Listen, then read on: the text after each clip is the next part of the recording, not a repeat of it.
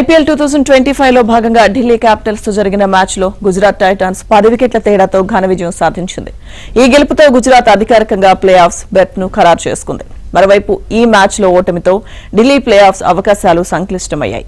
Toss ఓడి తొలుత batting దిగిన ఢిల్లీ జట్టు నిర్ణీత 20 ఓవర్లలో 3 వికెట్ల నష్టానికి 199 పరుగులు చేసింది. కేఎల్ రాహుల్ 112తో సెంచరీతో ఆకట్టుకున్నాడు. ఇక ఈ లక్ష్యాన్ని గుజరాత్ 19 ఓవర్లలోనే 1 వికెట్ కోల్పోకుండా సునాయాసంగా ఛేదించింది.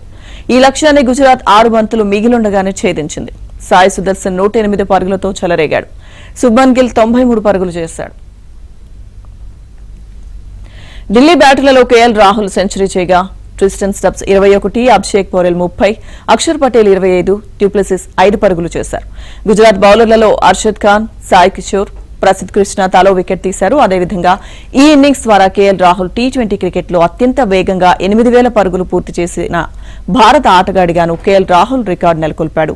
ఇక కోహ్లీ 243 ఇన్నింగ్స్ లో 8000 పరుగుల మైలురాయి అందుకోగా రాహుల్ 224 ఇన్నింగ్స్ లోనే సాధించాడు.